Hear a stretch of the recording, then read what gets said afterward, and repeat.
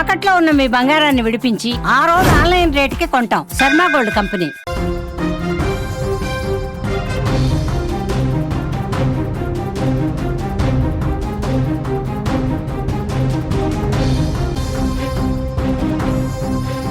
Breaking news చూస్తున్నాం. గండికోట వైష్ణవి హత్య కేసులో నిందితులెవరు? తుది దశకు కేసు విచారణ చేరుకుంటోంది. వరుసగా వైష్ణవి సోదరులను పోలీసులు ప్రశ్నిస్తున్నారు. అన్ని కోణాల్లో కూడా కేసునైతే దర్యాప్తు చేస్తున్నారు.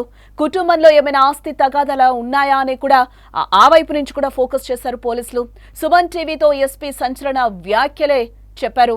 లివర్ పగిలి చనిపోయినట్టుగా వైష్ణవి వెల్లడిస్తున్నారు. కాలితో తన్నడం లేదా చేతితో బలంగా గుద్దడంతోనే వైష్ణవి మరణించింది. 100% వైష్ణవిపై అత్యాచారం జరగలేదు. గండికోటకు మరో నడక మార్గం ఉందని కూడా ఎస్పీ చెప్తున్నారు. గండికోటలో వైష్ణవి బంధువులను విచారిస్తున్నామని కూడా ఎస్పీ చెప్తున్నారు. గండికోట వైష్ణవి హత్య కేసులో నిందితులెవరు? వైష్ణవి హత్య వెనుక ఏం జరిగింది? ఏ ప్రశ్నలకు చిక్కుముడి వేయటం లేదు. వారం రోజులుగా కేసును దర్యాప్తు చేస్తున్నారు పోలీసులు. కుటుంబ సభ్యుల చుట్టే కేసు తిరుగుతుంది. ముఖ్యంగా వైష్ణవి అన్నలను పోలీసులు సుదీర్ఘంగా విచారించడంతో వారిపై అనుమానం వ్యక్తమవుతోంది. ఇప్పుడు వైష్ణవి సొంత అన్నతో పాటు కజిన్స్ ఈ కేసులో కీలకంగా ఉన్నారనే వార్తలైతే వస్తున్నాయి. ఇటు మరోవైపు కొత్త అంశంపై తెరపైకొస్తుంది. వైష్ణవి కుటుంబంలో ఆస్తి వివాదాలు కూడా ఉన్నాయన్న చర్చ అయితే జరుగుతోంది ప్రస్తుతం. ఈ మధ్యనే వైష్ణవి పేరు మీద కొన్ని రిజిస్ట్రేషన్ అయినట్టుగా కూడా సమాచారం అయితే అందుతోంది. ఈ కోణంలో ఏమైనా హత్యకు అవకాశం ఉందా అనే కోణంలో కూడా పోలీసులు విచారణ జరుపుతున్నారు. ఇదే అంశంపై ఎస్పీ ఈజీ అశోక్ కుమార్ కూడా సుమన్ టీవీని ప్రశ్నించగా ఆ కోణంలో కూడా దర్యాప్తు చేస్తున్నట్లుగా ఆయన వెల్లడించారు. ఆయన ఏమన్నారు ఒకసారి వినే ప్రయత్నం చేద్దాం. ఆస్తి విషయంలో కూడా అయ్యుండొచ్చు అనే ఇది ఉంది సార్. ఏమన్నా ఆ ప్రాపర్టీస్ సంబంధించి ఏమైనా ఎవిడెన్సెస్ వెరిఫై చేస్తా ఉన్నాం. అమ్మాయికి సంబంధించి కుటుంబంలో ఏమైనా తగాదాలు ఉన్నాయా, ఆస్తులకు సంబంధించిన తగాదాలు ఉన్నాయా, ఈ ఆస్పెక్ట్స్ లో కూడా వెరిఫై చేస్తాను. కుటుంబంలో ఉన్నటువంటి అనుమానితుల్ని, కుటుంబ సభ్యుల్ని కూడా అందరినీ కూడా విచారించడం జరిగింది. మళ్ళీ పలు దఫాల్లో కూడా విచారించడం జరుగుతుంది. ఖచ్చితంగా దీన్ని ట్రేస్ అవుట్ చేస్తాము. But it will take some time. Why? Because ఫ్యామిలీకి సంబంధించిన మ్యాటర్ కాబట్టి, ఒక మా అమ్మాయికి సంబంధించినటువంటి మ్యాటర్ కూడా సెన్సిటివ్ ఇష్యూ కాబట్టి దీన్ని జాగ్రత్తగా డీల్ చేయాల్సి. గండికోటకు కాలినడక ద్వారా రావడానికి మరో మార్గం ఉన్నట్టుగా కూడా ఎస్పీ చెప్తున్నారు. ఆ మార్గం ఎక్కువగా స్థానికులకే తెలియడంతో గండికోటలో ఉన్న వైష్ణవి బంధువులు పోలీసులు విచారించారు. మరోమారు కూడా విచారించేందుకు సిద్ధమవుతున్నారు. ఈ హత్యలో వారి ప్రమేయం ఏమైనా ఉందా అనే కోణంలో దర్యాప్తు చేస్తున్నట్టుగా ఎస్పీ పేర్కొన్నారు. ఈ హంతకులు వేరే మార్గాల ద్వారా పారిపోయే అవకాశం ఉంటుందన్నది కూడా ఒక చర్చ. దానిపైన ఎలాంటి క్లారిటీ? ఆస్పెక్ట్స్ లో కూడా మేము వెరిఫై చేస్తాం. చుట్టుపక్కల గండికోట కొట్టాలు అనే గ్రామాలు ఉన్నాయి. ఇంకా మిగతా పల్లెటూళ్ళకు పోయే దారి ఉంది. ఒకటే వేరే దారి ఇంకొకటి ఉంది. ఆ ఆస్పెక్ట్ లో కూడా చుట్టుపక్కల ప్రాంతాల్లో మేము నిఘా పెట్టడం జరిగింది. సమాచారాన్ని, ఇన్ఫర్మేషన్ నెట్వర్క్ డెవలప్ చేస్తా ఉన్నాం. డిఫరెంట్ టవర్స్ ఎక్కడెక్కడ ఉన్నాయో ఆ ఆస్పెక్ట్లో కూడా టెక్నికల్ అనాలిసిస్ కూడా కంటిన్యూ అవుతుంది.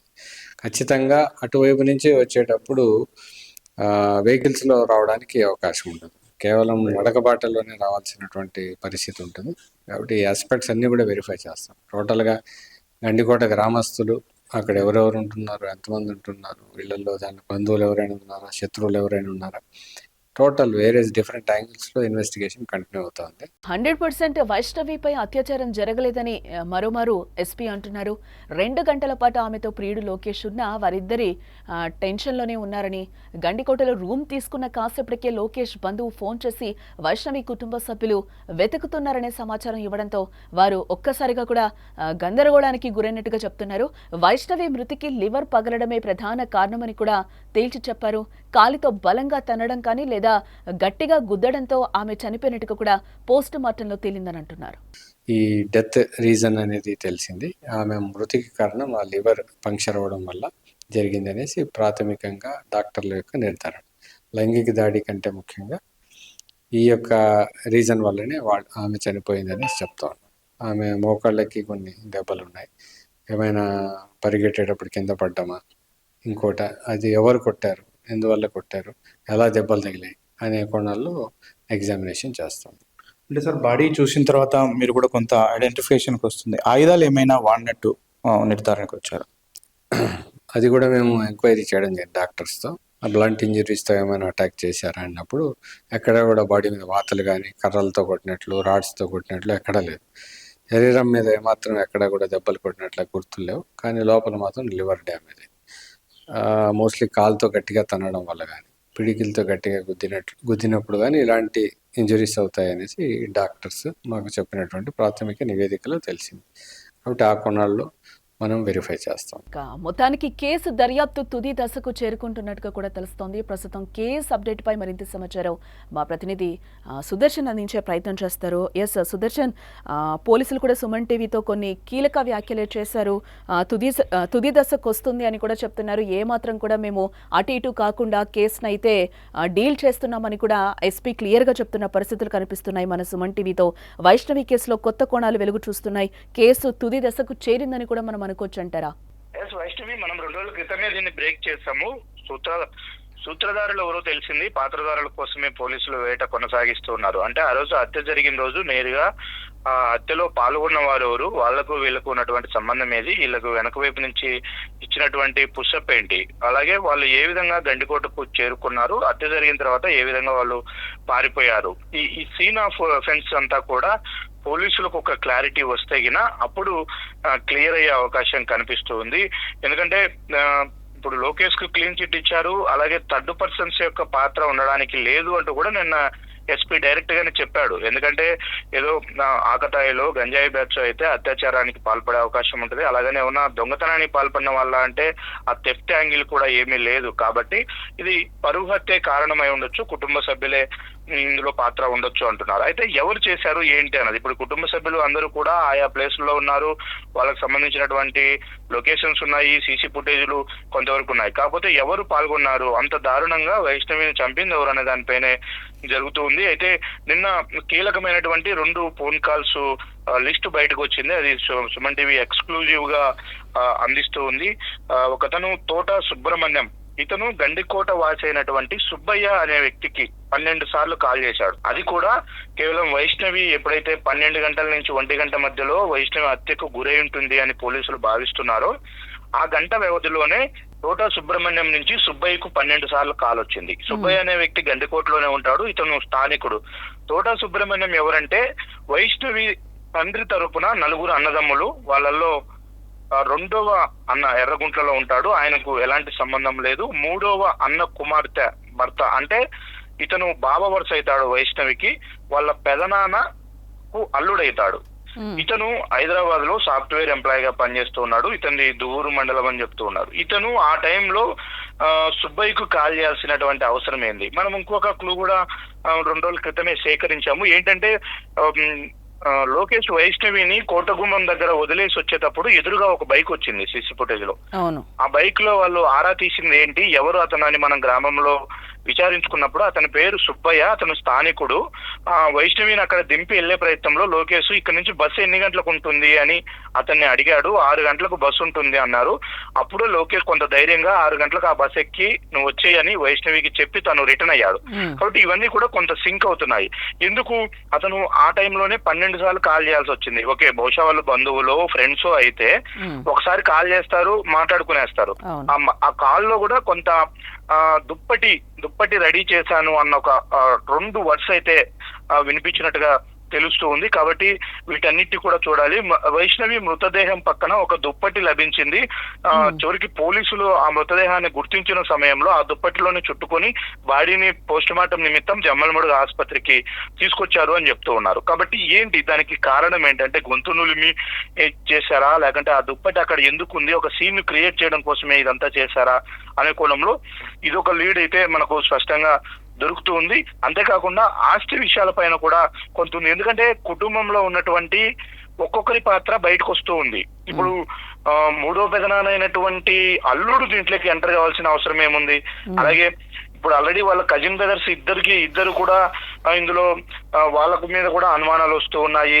అలాగే వైష్ణవి తల్లి మీద కూడా కొన్ని అనుమానాలు వస్తున్నాయి. అంటే ఇదంతా కుటుంబం మొత్తానికే తెలిసి జరిగిందా ఏంటి అంటే దీంట్లో ఏమన్నా ఆస్తి విషయాలు తగాదాలు ఉన్నాయన్న కోణంలో కూడా మేము ఎంక్వైరీ చేస్తున్నామని ఇప్పటికే ఎస్పీ సుమన్ టీవీకి చెప్పడం జరిగింది. కొద్ది రోజుల క్రితమే అంటే వైష్ణవి అమ్మమ్మ, ఆమెకు వైష్ణవి అమ్మ ఒకటే, వైష్ణవి ఒకటే ఆడపిల్లలు కాబట్టి తనకున్నటువంటి ఆస్తి అంతా కూతురు తరపున కూతురు అంటే మనమరాలికి ఏకైక మనమరాలు కాబట్టి ఆమెకు చెందాలి, ఆమెకు ఇస్తే బాగుంటుందన్న ఉద్దేశంతోనే వైష్ణవి అమ్మమ్మ కొన్ని ఆస్తులను వైష్ణవి పేరుతో ఈ మధ్య రిజిస్టర్ చేసినట్టుగా తెలుస్తుంది. అందులో ప్రొద్దుటూరులో ఉన్నటువంటి ఇప్పుడు వాళ్ళ నివాసం ఉంటున్నటువంటి ఇల్లు కూడా వైష్ణవి వాళ్ళ అమ్మమ్మదే, వైష్ణవి పేరుతో ఉంది. అలాగే పులివెందుల్లో కూడా కొంత ల్యాండ్స్ వైష్ణవి పేరుతో రిజిస్టర్ అయ్యాయి అంటున్నారు. వాటి మీద కూడా మనం ఆరా తీసే ప్రయత్నం చేస్తూ ఉన్నాము.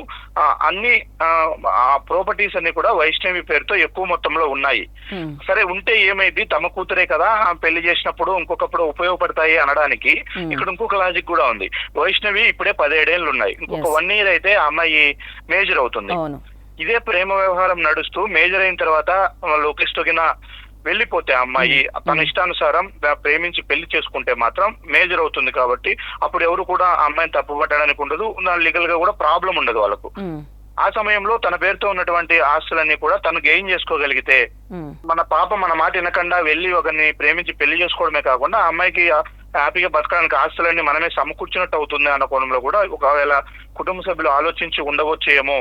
కాబట్టి ఆ ఆస్తి అంతా కూడా అటు వెళ్తుందన్న కోణంలో కూడా కొంత అంటే సుదర్శన్ ఇక్కడ మనం కూడా ఇంకొకటి ఆలోచించాలి. ఎందుకనంటే వాళ్ళ పేరెంట్స్ తో మీరు ఇంటర్వ్యూ మన సుమన్ టీవీకి వాళ్ళు ఇచ్చిన ఇంటర్వ్యూలో కూడా వాళ్ళ మదర్ కూడా ధీమాగా మాట్లాడిన పరిస్థితి అయితే మనకి కనిపించింది. మా పిల్లని మేమే చంపుకుంటామా అని కూడా తనొకింత మా పిల్లలే ఎందుకు చంపుతారు కొడుకులే అని కూడా ఆమె క్లియర్ గా మాట్లాడిన పరిస్థితులు అయితే కనిపిస్తున్నాయి. అందులో ఆమె ఫస్ట్ నుంచి చెప్తున్నది కూడా అత్యాచారం చేసే నా కూతుర్ని చంపారు అని కూడా చెప్తున్న పరిస్థితి కనిపిస్తుంది. ఈ రోజు యాంగిల్ మొత్తం పోలీసులు కూడా ఒక అంచనాకు వచ్చిన పరిస్థితి కనిపిస్తుంది. వాళ్ళు కూడా మనతో మాట్లాడినప్పుడు ప్రాపర్టీస్ కి సంబంధించి కూడా మేము ఎంక్వైరీ చేస్తున్నాం, ఆ యాంగిల్లో కూడా విచారిస్తున్నామని కూడా చెప్తున్నారు. లోకేష్ కాదు, సుపారీ కాదు, గంజాయి బ్యాచ్ కాదు అనేది కూడా వాళ్ళు క్లియర్ గా ఎవిడెన్స్ చూపిస్తున్న పరిస్థితి అయితే కనిపిస్తుంది. ఈ కథ అంతా మళ్ళీ అనల్ చుట్టూనే తిరుగుతుందని అనుకోవచ్చు అంటారా? అన్నల చుట్టూనే తిరుగుతుంది. వాళ్ళు 2 రోజులుగా ఇంట్రాగేషన్ ఎదుర్కొంటూ ఉన్నారు. ఇప్పుడు ముగ్గురు కూడా పోలీసుల అన్ని కోణాల్లో కూడా ఇంట్రాగేషన్ చేస్తూ ఉన్నారు. వాళ్ళకు దొరికినటువంటి క్లూస్ అన్నిటినీ వీళ్ళ ద్వారా క్రాస్ చెక్ చేసుకుంటూ ఉన్నారు. ఇంకొకటి వైష్ణవి మదర్ మొదటి నుంచి కూడా అత్యాచారం జరిగింది అని చెప్పడానికి అక్కడ ఒక సీన్ క్రియేట్ అయింది. అమ్మాయికి కొన్ని చోట్ల గాయాలు ఉన్నాయి, అలాగే మోకాళ్ళ పైన కూడా అంటే బరుకుపోయినట్లు కూడా ఉన్నాయి. అవి అమ్మాయి వీళ్ళు చంపే ప్రయత్నంలో తరమడం వల్ల పారిపోవాలన్న ఉద్దేశంతో పడిపోయి ఉండొచ్చు అని కూడా ఎస్పీ చెప్తూ ఉన్నారు. అలాగే బట్టలు తీసేసి ఉన్నాయి. అమ్మాయి ఒక ఘోరమైన స్థితిలో మా అమ్మాయిని చూసి మా వాళ్ళే తట్టుకోలేకపోయారు అంటున్నారు. సీన్ లేకి మదర్ వెళ్ళలేదు, ఆమె డైరెక్ట్ ఇక్కడికే వెళ్ళింది. జమ్మలమడుగు ఆసుపత్రికి తరలించిన తర్వాత మృతదేహము అక్కడికి వెళ్ళింది. కాబట్టి అంటే ఇదొక అత్యాచారం చేసి హత్య చేసి ఉంటారు అనే యాంగిల్లోనే అక్కడ సీన్ అంతా కూడా క్రియేట్ అయింది. దాన్నే వీళ్ళు బాడీని కూడా చూడక ముందే ఆమె తల్లి ఈ విధంగా కామెంట్ చేశారు. అంటే అప్పటికి ఏం జరిగింది కూడా పోలీసులకే క్లారిటీ లేదు, పోస్ట్ మార్టం జరగలేదు, అప్పటికి అసలు అత్యాచారం జరిగిందా లేదా అని ఆమె అంత స్పష్టంగా చెప్పడం వెనక కూడా అంటే ఈ స్కెచ్ ముందే వీళ్ళకి తెలుసా, ఈ విధంగా చేసి ఉంటారు అనేది తెలుసా అన్నది కూడా అనుమానం వ్యక్తం చేస్తూ ఉన్నారు.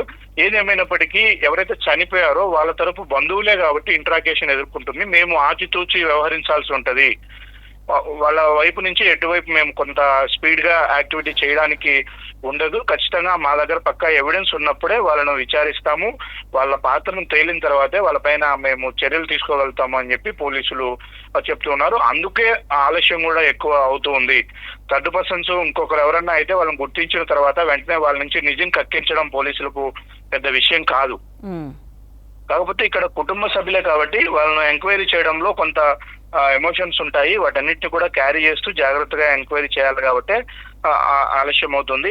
ఆస్తి విషయానికి సంబంధించి కూడా పోలీసులు ఒకవైపు ఎంక్వైరీ చేస్తున్నారు. అమ్మాయి పేరుతో ఏమేమి ఉన్నాయి, ఎప్పుడు రిజిస్టర్ అయ్యాయి, ఏంటి అనేది కోణంలో కూడా ఆలోచిస్తున్నారు. ఇక ఇంకొక మెయిన్ ఇంపార్టెంట్ విషయం ఏంటంటే బ్రహ్మయ్య తన సొంత అన్న బ్రహ్మయ్య పాత్ర ఉందంటూ నిన్న పెద్ద ఎత్తున ప్రచారం జరిగింది. చాలా మాధ్యమాల్లో కూడా వాటిని ప్రచారం చేశారు. అయితే బ్రహ్మయ్య చెన్నై వెళ్ళాడు అన్న మాటను వాస్తవమే, అతను చెన్నై వెళ్ళినట్టు ఎవిడెన్స్ ఉంది, మాకు దొరికిందని కూడా ఎస్పీ చెప్పాడు. కాబట్టి అతను సీన్ జరిగిన రోజు లేడు, అంటే ఆదివారం రాత్రి వెళ్ళాడు, సోమవారము మధ్యాహ్నం సంఘటన జరిగింది. అతను మళ్ళీ సంఘటన జరిగిన తర్వాత సాయంత్రానికి వచ్చేశాడు. కాబట్టి అతను ఎక్కడా కూడా లేడు. కాకపోతే అతను కాల్ డేటా లో ఎవరితో అయినా ఫోన్ లో మాట్లాడా ఏంటి అనే విషయాలను బట్టి అతన్ని ఇన్వాల్వ్ చేయాల్సి ఉంటుంది తప్ప అతని పాత్ర ఉండకపోవచ్చు. ఇప్పుడు ఇది ఫాలోఅప్ చేసిన వాళ్ళలో ముఖ్యంగా గండికోటకు సంబంధించిన వాళ్ళే దీంట్లో పార్టిసిపేట్ చేసి ఉంటారన్న ఒక అనుమానం కూడా ఉంది. ఇంకొక ఇంపార్టెంట్ క్లూ, ఎక్స్క్లూజివ్ క్లూ, అది కూడా మనకు లక్ష్మయ్య అనే పేరు వినిపిస్తుంది. ఎవరి లక్ష్మయ్య అని ఆరా తీసే ప్రయత్నంలో అతను కూడా స్థానికుడే, అతను కొండయ్యకు మంచి మిత్రుడు, దూరపు బంధువు కూడా అవుతాడు. కాబట్టి లక్ష్మయ్య పాత్ర ఉన్నట్టు కూడా పోలీసులు గుర్తించారు. ఇతనే డైరెక్ట్ సీన్ లో పార్టిసిపేట్ చేశాడని కూడా అనుమానిస్తున్నారు. ఇతను కూడా పోలీసులు ఇతని కూడా విచారణ చేస్తూ ఉన్నారు. అంటే ఇప్పుడు గండికోటలో ఆ గ్రామంలో ఉండేటువంటి వాళ్ళే దీనికి సహాయ సహకారాలు అందించి ఉంటే మాత్రం వాళ్ళు బయటికి రావడం జరగదు, లోపలికి పోవడం జరగదు. కాబట్టి వాళ్ళు ఎక్కడ సీసీ ఫుటేజ్ లో వాళ్ళ ఎవిడెన్స్ ఏమీ ఉండదు. అలాగే టెలిఫోన్ సిగ్నల్స్ ను అనాలిసిస్ చేసేటప్పుడు కూడా ఎస్ మా ఊర్లో మేమున్నాము, మా ఇంట్లో మేమున్నాము కాబట్టి మా సిగ్నల్ చూపించుండొచ్చు అని కూడా వాళ్ళు సమర్థించుకునే అవకాశం ఉంటది క్లియర్ గా.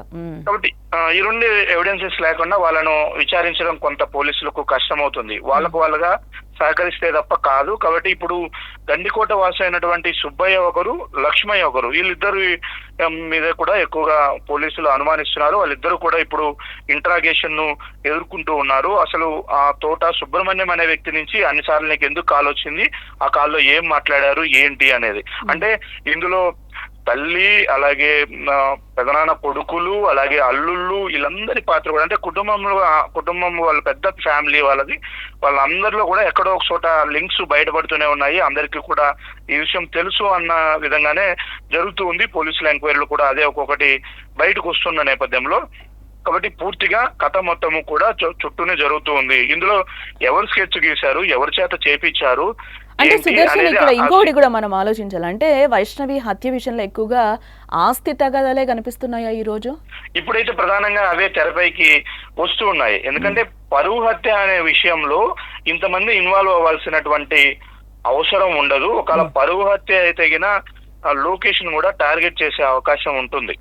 కాబట్టి పరువు హత్య కంటే కూడా ఆస్తి విషయాలు ఏమైనా ఎక్కువగా మోటివేట్ చేశాయా అన్న కోణంలో కూడా పోలీసులు విచారిస్తున్నారు. ఖచ్చితంగా వైష్ణవి పేరుతో ఆస్తులు ఉంటే పెద్ద మొత్తంలో అవి కూడా రీసెంట్ టైమ్స్ లో రిజిస్టర్ అయి ఉంటే మాత్రం ఖచ్చితంగా ఆ పాత్రను మనం ఆ యాంగిల్ మనం తీసేయలేము. ఖచ్చితంగా ఆ కోణంలో ఉండవచ్చు. కాకపోతే వైష్ణవిని చంపేయడం ద్వారా ఆస్తులు ఎవరు గెయిన్ చేసుకుంటారా అనేది కూడా మనం ఆలోచించాల్సినటువంటి విషయం. వాళ్ళకి కాకుండా పోతాయి. అంటే వైష్ణవి ఒకవేళ చంపేస్తే వైష్ణవి పేరుతో ఉన్నటువంటి ఆస్తులు ఎవరికి వస్తాయి? తన సొంత అన్నదమ్ములకు వస్తాయి, తన సొంత తల్లిదండ్రులకు వస్తాయి. కాబట్టి వైష్ణవికి ఒక అన్న ఉన్నాడు, ఒక తమ్ముడు ఉన్నాడు. అన్నకు సంబంధించి కూడా కొంత అనుమానాలు వస్తున్నాయి. బ్రహ్మయ్య అతను చెన్నై వెళ్ళాడని చెప్తూ ఉన్నారు. కాబట్టి ఎక్కువ మోటివ్ ఉంటే వాళ్ళ సైడ్ నుంచి ఉండాలి ఆస్తి విషయం అయితే. అంటే ఫైనల్ గా ఒక్కటి చెప్పండి సుదర్శన్, అంటే ముగించే ముందు ఒక్క మాట, అంటే కుటుంబ సభ్యుల్ని మళ్ళీ విచారించే అవకాశాలు కనిపిస్తున్నాయా పోలీసులు? ఏంటిది తొందరగా కొలిక్కొచ్చే అవకాశాలు కనిపిస్తున్నాయా వైష్ణవి హత్యకు సంబంధించి? ఏంటి ఇక్కడ మోరోవర్ ఒక ఇంపార్టెంట్ ఇష్యూ ఏంటంటే క్లూస్ లేవు, ఎక్కడ కూడా ఎవిడెన్సెస్ లేవు. ఎలాంటి ఎవిడెన్సెస్ అంటే స్పాట్ ఇక్కడ జరిగింది ఎగ్జాక్ట్లీ ఈ విధంగా తీసుకెళ్లారని, అక్కడ ఎలాంటి చిన్న క్లూస్ కూడా లేవు. ఆ క్లూస్ ఉంటే ఫోరెన్సిక్ కు పంపిస్తారు, వాటి మీద ఫింగర్ ప్రింట్స్ తీస్తారు, ఇవన్నీ కూడా కొంత టాలీ చేసుకునే అవకాశం ఉంటది. ఆ క్లూస్ లేకుండా చేశారు. అలాగే వీళ్ళు ఎగ్జిట్ అయినటువంటి గండికోట నుంచి ఎవరైతే అంతకులు ఉన్నారో వాళ్ళు పారిపోయినటువంటి దారిని కూడా ఫైండ్ అవుట్ చేయలేకపోతున్నారు. ఎందుకంటే ఇంకొక దారి ఉంది, ఆ దారి మార్గంలో కాలినడకన వెళ్ళి ఉంటే మాత్రం గుర్తించడం కష్టం, దానికి ఎవిడెన్సెస్ క్రియేట్ చేయడం కష్టం. కాబట్టి అందుకు ఆలస్యం అవుతుంది. ఒకటి, ఫ్యామిలీ మెంబర్స్ ని విచారించేటప్పుడు ఆచితూచి విచారించాలి. ఒకవేళ ఫ్యామిలీ మెంబర్స్ పాత్ర లేదు అని సర్టైన్ ఎంక్వైరీ ముందుకు వెళ్ళిన తర్వాత మాత్రం తెలిస్తే అది అందరికీ కూడా పశ్చాత్తాపడాల్సినటువంటి విషయం. ఎందుకంటే వాళ్ళు మా అమ్మాయి చనిపోయింది, మా అమ్మాయిని చంపేశారు, ఇట్లా మా అమ్మాయి కనిపించట్లేదని కంప్లైంట్ ఇచ్చిన వారిని ఈ విధంగా పోలీసులు ఇది చేస్తే రేపు వాళ్ళ పాత్ర లేదంటే మాత్రం అది మరి పెద్ద ఇష్యూ అవుతుంది. కాబట్టి ఆ కోణంలోనే ఎక్కువ పోలీసులు జాగ్రత్త తీసుకుంటున్నారు. అందువల్ల డిలే అవుతుంది తప్ప కేసులో మాత్రం ఎక్కడ డైవర్షన్ లేదు, ఎక్కడ కన్ఫ్యూజన్ కూడా లేదు. చాలా క్లారిటీగానే పోలీసులు విచారణ ముందుకు సాగుతుంది. కాకపోతే టైం తీసుకుంటున్నారు. వాళ్ళు 1-2 సార్లు క్రాస్ చెక్ చేసుకుంటూ ఉన్నారు. ఏ కుటుంబ సభ్యున్ని అనుమానించినా కూడా అది పూర్తి ఎవిడెన్సెస్ తో ఆధారపూర్వకంగానే వాళ్ళను అనుమానించాలి, విచారించాలి. ఆ విచారణలో పోలీసులు చూపించే ఎవిడెన్స్ ను బట్టి వాళ్ళకు వాళ్ళుగా ఒప్పుకోవాలన్న కోణంలోనే ఈ ఎంక్వైరీ అంతా కూడా సాగుతూ ఉంది. రైట్ సుదర్శన్, మరిన్ని అప్డేట్స్ కోసం మళ్ళీ మిమ్మల్ని కాంటాక్ట్ చేస్తాం. మొత్తంగా గండికోట వైష్ణవి హత్య కేసులో నిందితులు ఎవరు, వైష్ణవి హత్య వెనుక ఏం జరిగింది, ఈ ప్రశ్నలకు చిక్కుముడి ఇప్పటివరకైతే వేయటం లేదు. వారం రోజులుగా కేసునైతే పోలీసులు దర్యాప్తు చేస్తూ ఉన్నారు. చేస్తాం కూడా అని కూడా పోలీసులు కూడా సవాల్గా తీసుకున్న పరిస్థితి అయితే ఈ రోజు కనిపిస్తుంది. బట్ కుటుంబ సభ్యుల చుట్టే కేసు తిరుగుతోంది. ముఖ్యంగా వైష్ణవి అన్నలను పోలీసులు సుదీర్ఘంగా విచారించడంతో వారిపై కూడా అనుమానం వ్యక్తమవుతుంది. వైష్ణవి సొంత అన్నతో పాటు కజిన్స్ ఈ కేసులో కీలకంగా ఉన్నారనే వార్తలైతే బయటకొస్తున్నాయి. మరోవైపు కొత్త అంశంపై తెరపైకొస్తోంది. వైష్ణవి కుటుంబంలో ఆస్తి వివాదాలు కూడా ఉన్నాయన్న చర్చ అయితే జరుగుతోంది. ఈ మధ్యనే వైష్ణవి పేరు మీద కొన్ని రిజిస్ట్రేషన్స్ అయినట్టుగా కూడా సమాచారం అందుతోంది. ఈ కోణంలో ఏమైనా హత్యకు అవకాశం ఉందా అనే కోణంలో కూడా పోలీసులు విచారణ జరుపుతున్నామని కూడా చెప్తున్నారు.